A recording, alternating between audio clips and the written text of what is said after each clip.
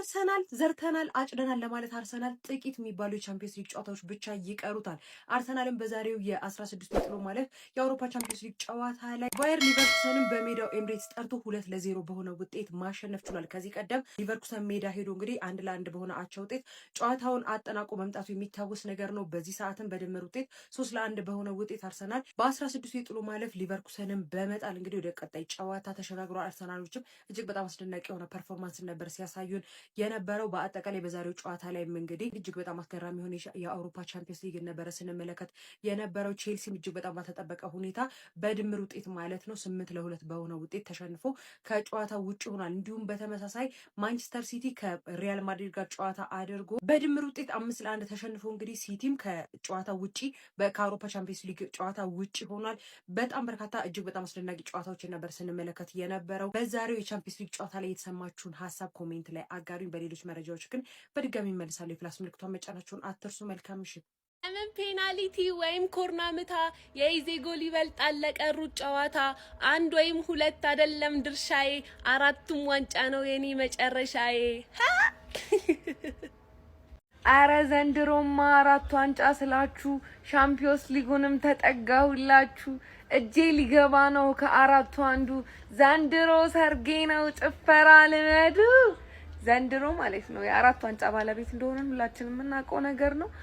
እሁድ ደግሞ የመጀመሪያ ዋንጫ እጃችን እናስገባለን። ሻምፒዮንስ ሊጋችን ጥቅልል አድርገን ስለምንበላ ብቻ ገነርሶችዬ ተዘጋጁ። ሌሎቻችሁ ደግሞ እኛ የምታጅቡበት ጭፈራ ምረጡ ማለት ነው። ባይ አንድ ነገር ልንገራችሁ ለላ ሊጋ ተመልካቾች ማለት ነው።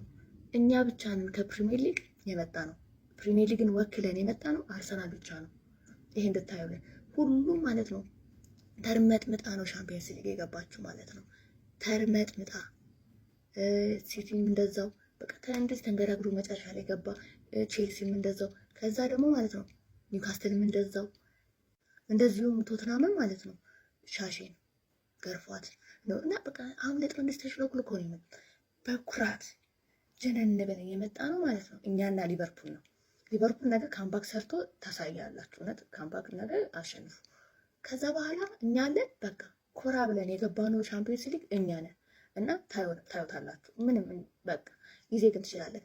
ጊዜ በጣም የምትችል የሚገርም ጎል ኮርና ነው። ኦኬ እሺ ከቦክስ ውጪ እንዴት ማግባት እንደምንችል ላሳያችሁ ብሎ ይዛ ገባ። ከዛ ራይስም ደገመው ማለት ነው። ቀጣይ ደግሞ ማለት ነው ኮርና ስትሉ እንዴት ከመሀል ሜዳ እንደምናገባ እናሳያችኋለን። በቃ ኮርናችንን ከጠላችሁ እኛ አንጎራችሁ። በኮርና ብላችሁ ፈርታችሁ መታችሁ ማለት ነው። በኮርና እናገባም እኛ እንደዚህ አይነት ጨካኝ አይደለም። በኦፕን ፕሌይ እናገባለን። ለማንኛውም ይመቻችሁ። እንዳይመስልሽ አልደራደርም ነባሺ አልደራደርምሽም አልደራደርም ባሺ አልደራደርም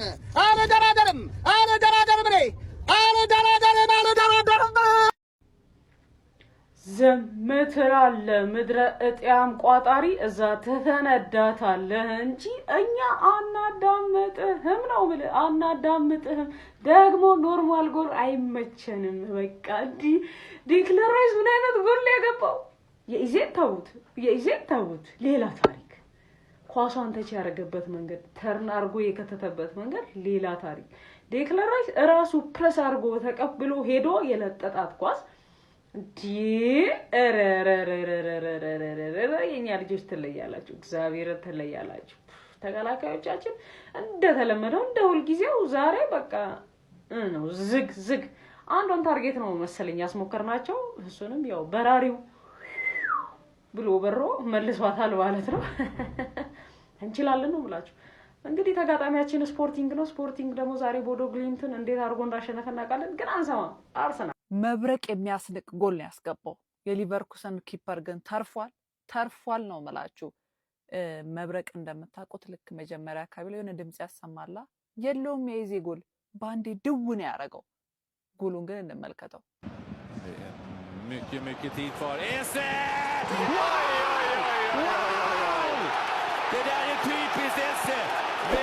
እንዴት አንድ ግለሰብ እንደዚህ አይነት ኤፈርት ሊያወጣ ቻለ ብላችሁ አላሰባችሁ?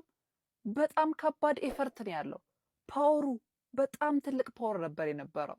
ዴክላን ራይስ ሴንተር ኦፍ ደ ቦክስ ላይ ያስቆጠረው ግብ ምን አይነት ግብ ነበር? እጅግ ገራሚ ነበር እና ሊቨርኩሰን በአጠቃላይ 3-1 በሆነ ውጤት ተሸንፏል። በኤምሬትስ ሜዳ ዛሬ ደግሞ 2-0 በሆነ ውጤት ተሸንፏል። ቀጣይ እንግዲህ ከስፖርቲንግ ሊዝበን ጋር ነው አርሰናል ጨዋታ የሚኖረው። ስፖርቲንግ ሊዝበን ደግሞ ከቦዶ ግሊምት ጋር በነበረው ጨዋታ እንግዲህ 5-0 በሆነ ውጤት አሸንፏል። መሪያው ዙር 3-0 እንግዲህ ቦዶ ግሊምት ስፖርቲንግ ሊዝበንን አሸንፈው ነበረ።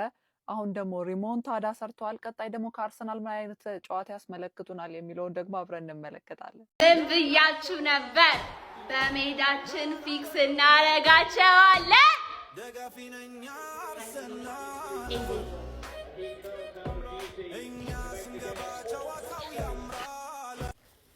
እነሱ ሜዳ እንደዚህ ከሆነ በእኛ ሜዳ ላይ እንግዲህ እናየዋለን። ቻውተናል።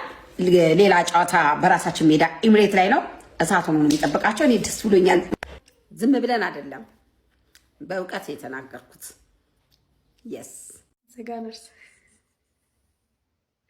አናን ከነገድሲሶ ወሮት ቻምፒየንስ ሊግ ከሰለ እንጅራቲን አመሳቲ ከናት ተርበሳኒ ደበኒ ታቱራኒ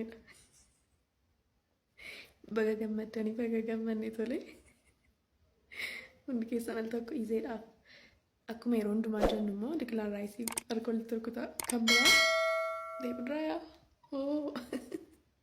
kwaasiin daqiiqaa 87 irratti oolche suni